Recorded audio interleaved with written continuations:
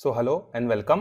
तो आज हम लोग इस वीडियो में देखने वाले हैं क्लास 9th का साइंस का चैप्टर नंबर 5 जिसका नाम है forces and laws of motion. ठीक है, तो इसका पहले पार्ट जो है ऑलरेडी अपलोड हो गया है। ये इस चैप्टर का क्या है, आपका सेकंड वीडियो है। ठीक है, तो अगर आप इस वीडियो को डायरेक्टली देख रहे हो तो पहले मैं आपको बोलूंगा कि आप जो है जाकर जो है इसके पहले पार्ट को देखिए, फिर पहले पार्ट के बाद आपको समझ में आ जाएगा, सेकेंड वाला वीडियो आपको अच्छे से क्लियर होगा। तो आज का वीडियो का हमारा टॉपिक है, देखो, इनर्शिया एंड मास। तो लास्ट वीडियो में मैंने आपको बता दिया था, बहुत सारे एग्जांपल्स के साथ आपको समझाया था कि इनर्शिया जो है क्या होता है। ठीक है, किसका इनर्शिया कम होता है, किसका इनर्शिया ज्यादा होता है, ये हमने डिस्कशन जो है कर लिया था। तो इनर्शिया का मतलब ये होता है कि कोई भी बॉडी अपने आप में जो चेंज होता है उसको रोकने का कोशिश करता है, और वो ही को क्या बोलते, उसी रोकने की जो जो टेंडेंसी होती है उसी को हम लोग क्या बोलते हैं, इनर्शिया बोलते हैं। मैंने आपको लास्ट वीडियो में दो एग्जांपल भी दिया था, एक मोटा आदमी है और एक पतला आदमी है, दोनों चेयर में बैठे हैं। दोनों को बोला गया कि खड़े हो जाओ करके, स्टैंड अप करके। तो जो पतला आदमी हो तुरंत खड़े हो जाएगा, मोटा आदमी को खड़ा होने में थोड़ा सा क्या लगेगा, उससे ज्यादा समय जो है लगेगा, क्योंकि उसका बॉडी वेट क्या है, ज्यादा है। तो बॉडी वेट ज्यादा है मतलब उसका इनर्शिया क्या है, ज्यादा है। ठीक है, चलो आज उसी को हम लोग डिस्कशन करते हैं। From all the examples that are given up till now, we can see that every object resists any changes in its state। अभी तक हमने जितने भी एग्जांपल लास्ट वीडियो में भी देखे थे और अभी जो मैंने आपको बताया, उन सब में एक चीज कॉमन होती है कि कोई भी ऑब्जेक्ट जो होता है ना, वो हमेशा रजिस्ट करने की कोशिश करता है। किसको? जो भी उसमें चेंज होने के लिए लगता है फोर्स, उसको वो हमेशा रजिस्ट करता है। Whether it is at rest और यूनिफॉर्म, चाहे ऑब्जेक्ट रेस्ट कंडीशन पर हो चाहे ऑब्जेक्ट मूविंग कंडीशन पर हो, वो हमेशा उस पर चेंज को क्या करता है, रजिस्ट करता है। It does not want to change its state and wants to remain in its initial state of motion. और हर ऑब्जेक्ट की टेंडेंसी क्या होती है कि वो जिस कंडीशन में है वो हमेशा उसी कंडीशन में क्या करना चाहती है, रहना चाहती है। जैसे अगर कोई एक ऑब्जेक्ट स्टेशनरी है तो वो हमेशा कोशिश करता है कि वो स्टेशनरी ही रहे। उसी तरीके से जब कोई ऑब्जेक्ट मोशन में रहता है तो वो हमेशा क्या चाहता है कि वो मोशन में ही रहे।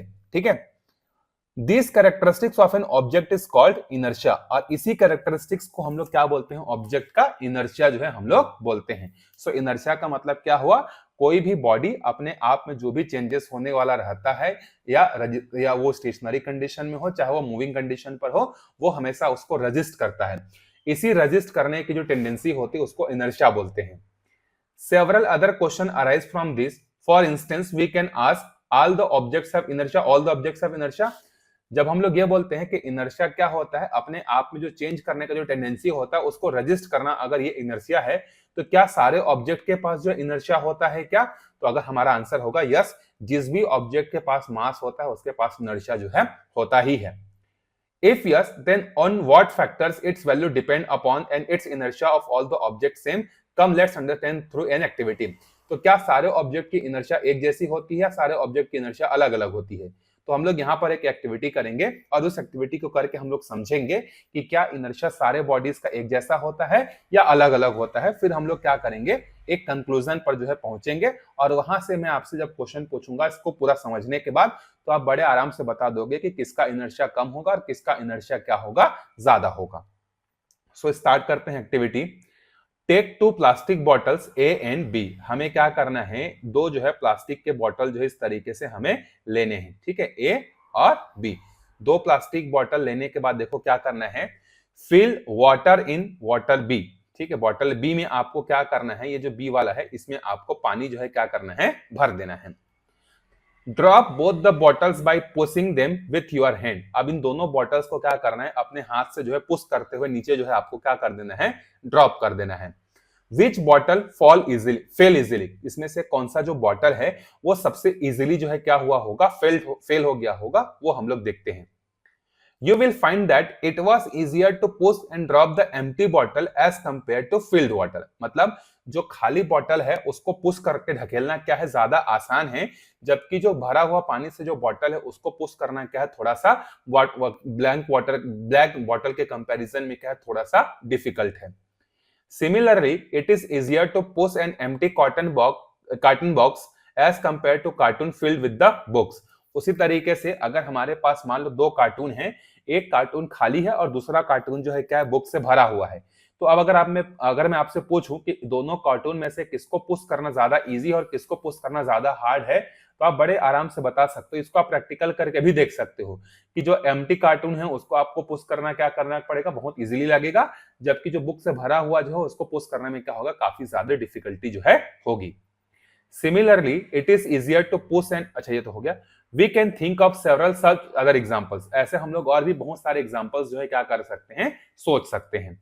For example, when there is just one person riding a bicycle, it is easier to bring it to a halt by applying breaks.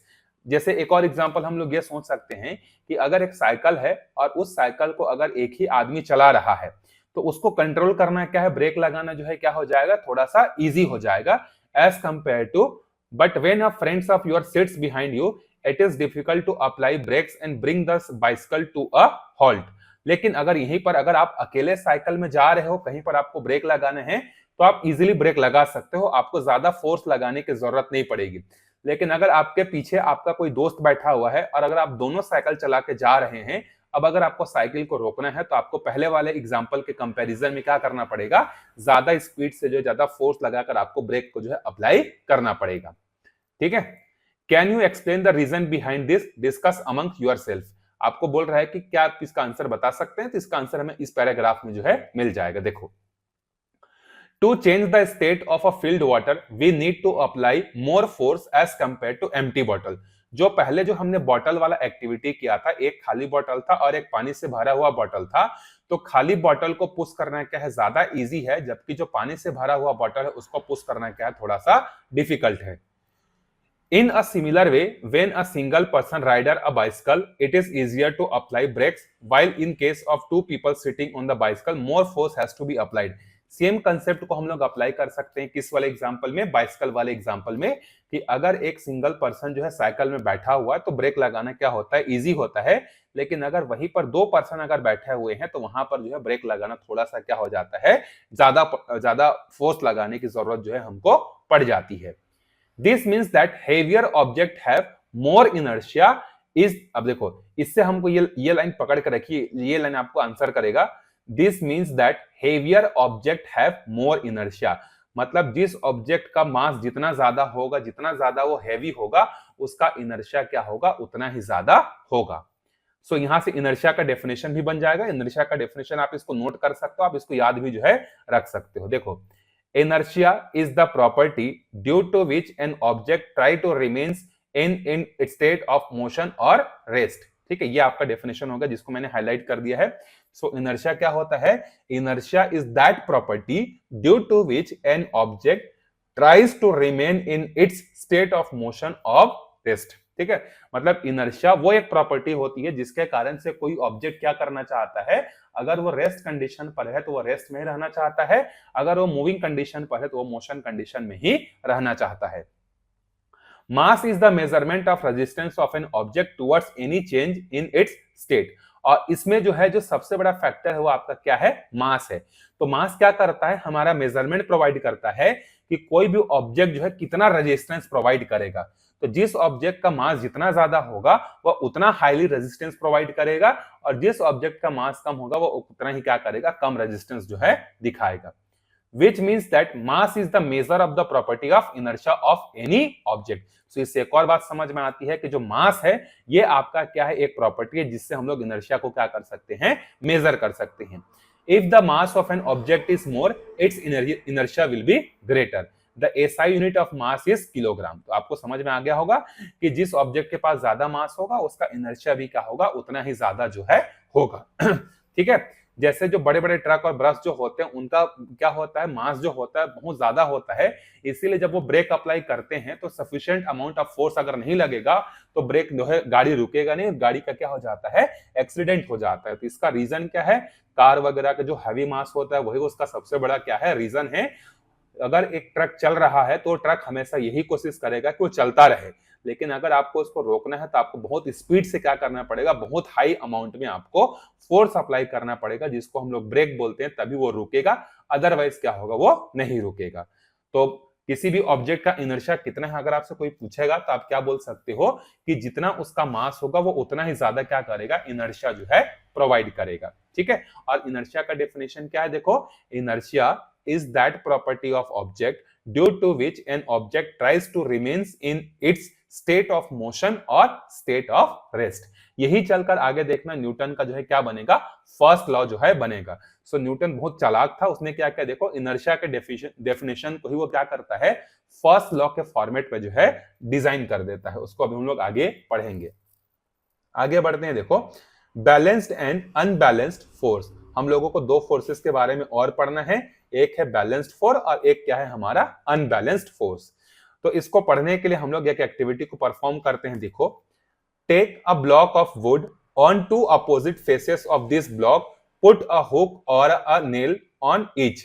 हमें क्या करना है, इस एक्टिविटी को करने के लिए हमें एक लकड़ी का पीस लेना है और उस लकड़ी के जो पीस हो गया, जो ब्लॉक होगा, उसके दोनों साइड या तो हमें आलपिन लगा देना है या दोनों साइड हम लोग क्या कर सकते हैं, हुक भी जो है लगा सकते हैं। मतलब इस तरीके से एक ब्लॉक लेंगे, इधर आलपिन लगा देंगे और इधर भी इस तरीके से आलपिन लगा सकते हैं, या फिर हम लोग इस तरीके से हुक भी जो है इसमें लगा सकते हैं। Tie a thread A and B of similar length on the both the hooks as shown in figure 2। और जैसा इस फिगर में आपको दिख रहा होगा कि ये एक ब्लॉक है और उस ब्लॉक के दोनों साइड जो है हुक लगा हुआ है और आपको हुक में क्या करना है, दो थ्रेड्स जो है लगाने हैं। ये आपका थ्रेड हो गया बी और ये हो गया आपका थ्रेड ए, और दोनों का लेंथ कैसा होना चाहिए, same. Now place this blocks on the table. Now if we pull only the thread A by applying a force P, then the block shifts towards the right side। अब ये जो block है इसको table में ले जाकर रख देना है। अब अगर हम लोग क्या करते हैं, जो ये जो थ्रेड है, इस ए थ्रेड पर अगर हम लोग क्या करते हैं, फोर्स लगाते हैं, और फोर्स का अमाउंट कितना होगा, पी फोर्स अगर हम लोग उस पर लगाते हैं, तो ये जो ब्लॉक है वो क्या होगा, राइट साइड में क्या हो जाएगा, शिफ्ट हो जाएगा। ठीक है, अगर ए फोर्स लगाते हैं तो If only the thread B is pulled using a force Q। लेकिन अगर हम लोग A को छोड़कर अगर B वाले थ्रेड को पकड़कर हम लोग क्या करते हैं, पुल करते हैं, तो अब जो ऑब्जेक्ट वो कहां जाएगा, लेफ्ट साइड में जो है जाएगा।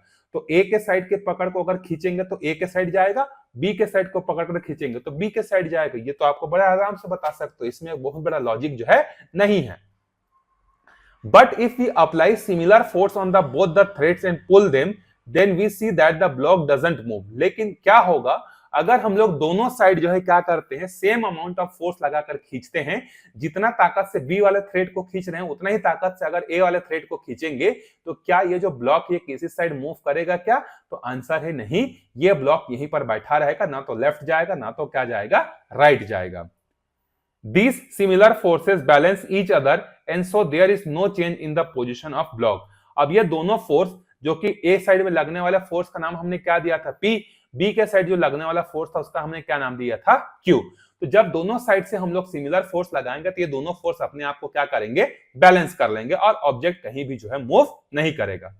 The balanced force in this example is shown in figure 3। अब आपको तीसरे फिगर में आपको नीचे दिया होगा, जिसके कारण से आपको बैलेंस यहां पर फोर्स जो है देखने को मिलेगा। ये देखो, ये एक ब्लॉक था, ये ए था, ए के साइड हमने मान लेते हैं कि पी के जगह जो है 10 न्यूटन का हमने फोर्स लगाया, और अगर क्यू जो फोर्स है इस पे भी अगर हम लोग 10 न्यूटन का फोर्स लगाते हैं, तो दोनों साइड ही जो है हम लोग क्या कर रहे हैं, 10-10 न्यूटन का फोर्स लगा रहे हैं, तो दोनों फोर्स एक दूसरे को क्या करेंगे, बैलेंस कर देंगे। ये जितना ताकत लगाकर खींच रहा है उतना ही ताकत लगाकर ये खींच रहा है, इसीलिए जो ऑब्जेक्ट है वो कहीं भी जो है मूव जो है नहीं करेगा। If both the forces are not equal then the net force on the block will be. अब अगर मान लेते हैं कि जो ए के साइड लगने वाला जो पी फोर्स था और बी के साइड जो लगने वाला क्यू फोर्स था, अगर ये दोनों इक्वल हैं तो हमारा नेट फोर्स क्या हो जाएगा, 0 हो जाएगा, क्योंकि दोनों एक दूसरे को बैलेंस कर देंगे। लेकिन अगर ए के साइड लगने वाला फोर्स ज्यादा है और बी के साइड लगने वाला फोर्स कम है, तो अगर हम लोग उस ऑब्जेक्ट पर कितना नेट फोर्स लगेगा अगर ये कैलकुलेट करना चाहते हैं, तो हम कैसे कर सकते हैं, P माइनस क्यू करके कर सकते हैं। जैसे फॉर एग्जाम्पल ए के साइड जो पी फोर्स लग रहा है उसका क्वांटिटी है 50 न्यूटन और बी के साइड जो लग रहा है वो फोर्स मान लेते हैं 30 न्यूटन। तो अगर दोनों साइड 50-50 होता तो वो बैलेंस फोर्स होता, कहीं मूव नहीं करता। अगर दोनों के साइड 30-30 न्यूटन होता तब भी कहीं मूव नहीं करता। लेकिन एक साइड हमारा क्या है 50 न्यूटन है और दूसरे साइड क्या है 30 न्यूटन है। तो जब फोर्स अलग अलग होंगे तो हम लोग क्या करेंगे, 50 के साइड लगने वाला फोर्स मतलब इन दोनों फोर्स में से जो भी ग्रेटर होगा उसको पहले लिखेंगे और जो लेस होगा उसको हम लोग बाद में लिखेंगे। तो कितना न्यूटन आएगा, 20 न्यूटन ए की तरफ जो है क्या होगा, ज्यादा होगा। तो नेट फोर्स निकालने का तरीका क्या है, एक साइड में लगने वाले सारे फोर्सेस को ऐड कर लो और दूसरे साइड में लगने वाले सारे फोर्सेस को ऐड करके माइनस कर दो। तो जैसे यहाँ पर राइट साइड में लगने वाला सिर्फ एक ही फोर्स था P और लेफ्ट साइड में लगने वाला सिर्फ एक ही फोर्स था Q, इसलिए नेट फोर्स निकालने के लिए हम लोग P फोर्स में से Q फोर्स को क्या कर देते हैं, माइनस कर देते हैं। Net force is the calculated force applied on the block. To understand net force, we will need to know all the forces that are applied on the object along with their direction. अब देखो यहाँ पर क्या है, net force कैसे calculate करते हैं। So understand net force, we will need to know all the forces that are applied on the object along with the direction. अगर हमें किसी भी ऑब्जेक्ट पर कितना नेट फोर्स लग रहा है, अगर हमको वो कैलकुलेट करना है, तो पहले तो हमें ये देखना पड़ेगा कि जिस ऑब्जेक्ट पर हम लोग नेट फोर्स लगाना चाहते हैं या नेट फोर्स का कैलकुलेशन करना चाहते हैं, उस ऑब्जेक्ट पर किस किस डायरेक्शन में फोर्स लग रहे हैं। ठीक है, जब हमें एक बार पता चल जाएगा कि किसी ऑब्जेक्ट में इस डायरेक्शन में इतना फोर्स है, इस डायरेक्शन में इतना फोर्स है, तब हम लोग नेट फोर्स का कैलकुलेशन बड़े आराम से कर सकते हैं। To get the net force, we sum up all the forces that are applied on one direction and subtract all the forces that are applied on the opposite direction. उसके बाद जब हमको पता चल जाएगा कि किस डायरेक्शन में कौन कौन से फोर्स एक्टिव हो रहे हैं, तो हम लोग क्या करेंगे, एक साइड में लगने वाले सारे फोर्सेस को क्या करेंगे, सम कर देंगे। जैसे मान लेते हैं कि इसके साइड में 3 फोर्स लग रहा है, एक का नाम है P1, एक का नाम है P2, एक का नाम है P3। तो अगर हमको नेट फोर्स निकालना होगा, तो फोर्स जो ए के साइड लगने वाला है, ए सिग्मा का मतलब समेशन होता है ना, तो ए के साइड में लगने वाले जो भी फोर्सेस हैं उसको क्या करेंगे, बी के साइड लगने वाले सारे फोर्सेस को प्लस करके क्या कर देंगे, हटा देंगे। मतलब ए के साइड 3 फोर्स हैं, 10 न्यूटन, 5 न्यूटन, 5 न्यूटन, तीनों को प्लस कर लेंगे। बी के साइड लगने वाला 10, 2 और 3 न्यूटन है, उसको प्लस कर लेंगे और क्या कर देंगे, माइनस कर देंगे। तो हमको नेट फोर्स जो है मिल जाएगा। सो नेट फोर्स का फॉर्मूला क्या होगा, एक साइड में लगने वाले सारे फोर्सेस का सम माइनस उसके अपोजिट साइड में लगने वाले सारे फोर्सेस का सम। तो अभी ये वाले एग्जांपल में हमारा P फोर्स और Q फोर्स दोनों बराबर था और एक एक फोर्स ही थे, ए के साइड में सिर्फ एक था और बी के साइड में भी एक था। तो नेट फोर्स यहाँ पर क्या हो जाएगा, 0 हो जाएगा। क्यों 0 हो जाएगा, क्योंकि P जितना न्यूटन का फोर्स लगा रहा है उतना ही Q भी लगा रहा है। तो P is equal to Q, दोनों बराबर हैं, मतलब दोनों का डिफरेंस क्या हो जाएगा, 0 हो जाएगा। If the force applied on the thread B is more than the force A, then the block will shift towards the left side. अब यही चीज ये बोल रहा है कि अगर दोनों साइड में लगने वाले फोर्स अगर बराबर है तो कहीं मूव नहीं करेगा, लेकिन अगर बी के साइड लगने वाला जो फोर्स है अगर वो ज्यादा है तो ऑब्जेक्ट क्या होगा, बी के साइड मूव करेगा। अगर ए के साइड लगने वाला फोर्स अगर ज्यादा है तो ऑब्जेक्ट क्या होगा, ए की तरफ जो है क्या करेगा, मूव करेगा। ठीक है, both the forces are not balanced and so the motion of object will be towards the force with greater magnitude, that is towards B. तो जिस भी अगर दोनों साइड के लगने वाला फोर्स अगर बराबर नहीं है तो ऑब्जेक्ट हमेशा उसी डायरेक्शन में मूव करेगा जिधर लगने वाला फोर्स क्या होगा, हमारा ज्यादा होगा। ठीक है, चलो आई होप आपको समझ में आ गया होगा। अब आगे बढ़ते हैं हम लोग फर्स्ट लॉ ऑफ मोशन पे। देखो, Newton presented the laws of motion by understanding the relation between force and motion. कुछ नहीं किया, न्यूटन ने जो इनर्शिया जो डिस्कवरी हुई थी, इनर्शिया का ही कॉपी कर दिया और अपने नाम से क्या कर दिया, एक जो है लॉ निकाल दिया। जैसे मान लो कि मैंने आपको वीडियो में पढ़ाया, आप वीडियो में पढ़ लिए, इसको कॉपी कर लिए और स्कूल में जाके आप पढ़ा रहे हो, तो इसका मतलब क्या होगा, कॉपी करना है तो हुआ ना। तो वही काम न्यूटन ने किया। जो इनर्शिया के बारे में डिस्कवरी हुई थी वो प्रॉपर जो है क्या हुआ था, पेपर वर्क के कारण रुक गया था, ये समझ लो। और उसको सही पेपर वर्क करने का काम कौन किया, न्यूटन किया, और अपने नाम पे जो है फर्स्ट लॉ निकाल दिया, जो कि बहुत ज्यादा क्या है, फेमस है। देखो, इसको जब आप पढ़ेंगे तो आपको लगेगा कि हाँ ये तो इनर्शिया से मिलता जुलता ही है, करके उसी से कॉपी किया तो होगा ही। So according to Newton, every object remains in its state of rest or a state of uniform motion until some unbalanced external force acts upon it. मतलब कोई भी जो ऑब्जेक्ट है अगर वो रेस्ट कंडीशन पर है, so it wants to remain in rest, और अगर कोई ऑब्जेक्ट मूविंग कंडीशन पर है तो its always wants to be in motion until an external force is not applied. अगर कोई ऑब्जेक्ट स्टेशनरी है तो वो हमेशा स्टेशनरी ही रहना चाहेगा। अगर एक ऑब्जेक्ट मूविंग कंडीशन पर है तो वो हमेशा मूविंग कंडीशन पर ही रहेगा जब तक उस पर कोई हम लोग एक्सटर्नल फोर्स बाहर से ना लगा दें। जैसे अगर टेबल में जो है एक बुक रखा हुआ है तो सुबह भी टेबल में बुक रखा हुआ था, शाम को भी लगा रहेगा, 1 महीने बाद भी वहीं पर रखा रहेगा। जब तक हम लोग उस पर कोई एक्सटर्नल फोर्स, मतलब जब तक हम लोग उसको पकड़ कर कहीं दूसरे जगह पर नहीं ले जाएं, वो खुद से जो है क्या करेगा, अपने जगह को चेंज नहीं करेगा। उसी तरीके से अगर कोई एक ऑब्जेक्ट है, जैसे मान लेते हैं नदी है, नदी का जो पानी है वो ऊपर से नीचे की तरफ बह रहा है, तो वो जब तक बहेगा, जब तक हम लोग बीच में डैम ना बना के उसको रोक ना दे, तो ऑब्जेक्ट हमेशा जो स्टेशनरी कंडीशन पर है वो स्टेशनरी ही रहना चाहता है, जो मूविंग कंडीशन पर है वो मूविंग कंडीशन पर ही क्या करना चाहता है, रहना चाहता है। यही है आपका फर्स्ट लॉ ऑफ मोशन। अब इस फर्स्ट लॉ ऑफ मोशन के बेसिस पर हम लोग क्या कर सकते हैं, बहुत सारे आंसर्स जो है क्या कर सकते हैं, प्रोवाइड कर सकते हैं, जैसे आगे देखेंगे हम लोग। So we have read inertia is that property of an object due to which the object resists any change in its state. Therefore, the first law of motion is also known as law of inertia. इसीलिए हम लोग इसको क्या बोलते हैं, law of inertia ही जो है इसको हम लोग बोलते हैं, क्योंकि जो लॉ ऑफ इनर्शिया है उसी का तो कॉपी है। लॉ ऑफ इनर्शिया क्या बोलता है, कोई भी जो ऑब्जेक्ट है वो अपने आप में जो चेंजेस होने वाला रहता है उसको रजिस्ट करता है, इसी कारण से तो फर्स्ट लॉ बना है। इसीलिए न्यूटन के फर्स्ट लॉ को हम लोग क्या बोलते हैं, लॉ ऑफ इनर्शिया भी जो है बोलते हैं। अब इस लॉ के बेसिस पर हम लोग क्या कर सकते हैं, कुछ क्वेश्चंस के आंसर दे सकते हैं, जैसे on beating a blanket with a rod all dust particle gate removed. अगर हमारे पास ब्लैंकेट है और उस ब्लैंकेट में क्या है, बहुत सारे डस्ट पार्टिकल हैं, तो जनरली आपने घरों में देखा होगा कि जो मम्मी होती हैं वो क्या करती हैं, जो भी हमारा ब्लैंकेट होता है उसको डंडे से पीटती हैं। तो जब डंडे से पीटती हैं तो डस्ट पार्टिकल क्या होते हैं, नीचे गिर जाते हैं। तो ऐसा क्यों होता है, देखो जैसे मान लेते हैं कि ये हमारे पास ब्लैंकेट है, ये ठीक है। अब इस ब्लैंकेट में क्या है, हमारे पास डस्ट पार्टिकल इस तरीके से चिपके हुए हैं। ये जो रेड कलर के जो आपको दिख रहे हैं, ये मान लेते हैं कि ये हमारा क्या है, डस्ट पार्टिकल है, जो कि इस पर क्या है, स्टक है, चिपका हुआ है, ठीक। ये पहला कंडीशन हुआ। दूसरे कंडीशन में क्या होगा कि जब हम लोग इसको डंडे से पीटेंगे, तो ये जो आपको ब्लू कलर का जो ब्लैंकेट दिख रहा है वो क्या होगा, अपना पोजीशन इस तरीके से थोड़ा बहुत चेंज कर लेगा। डंडे से मारेंगे तो बेंड होगा कि नहीं होगा, होगा। तो डंडे से मारने के कारण क्या हुआ, जो ब्लैंकेट था वो अपना पोजीशन चेंज कर गया। लेकिन ये जो डस्ट पार्टिकल हैं ये क्या चाहते हैं कि पहले वो इसी कंडीशन पर थे, अब भी वो क्या रहे, इसी कंडीशन पर रहे।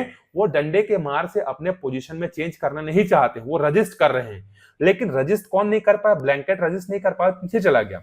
तो सारे के सारे जो डस्ट पार्टिकल थे जो इस तरीके से लाइन में अरेंज थे, अब ये चिपके किससे थे, ब्लैंकेट से। तो ब्लैंकेट तो पीछे चला गया और इनमें घमंड था, मतलब इनके पास इनर्शिया था, ये समझ लीजिए, घमंड नहीं, इनके पास इनर्शिया था। इनर्शिया के कारण ये पीछे जाना नहीं चाहते थे, लेकिन ब्लैंकेट तो पीछे चले गया, इसलिए सारे के सारे डस्ट पार्टिकल क्या होते हैं, नीचे गिर जाते हैं। तो नीचे गिरने का कारण क्या है, जो डस्ट पार्टिकल्स जो होते हैं वो क्या करना चाहते हैं, रेस्ट कंडीशन पर ही रहना चाहते हैं। लेकिन जो ब्लैंकेट है वो हमारा मोशन कंडीशन में आ जाता है, दैट्स वाई जो है क्या होता है, डस्ट पार्टिकल जो ब्लैंकेट से रिमूव हो जाते हैं।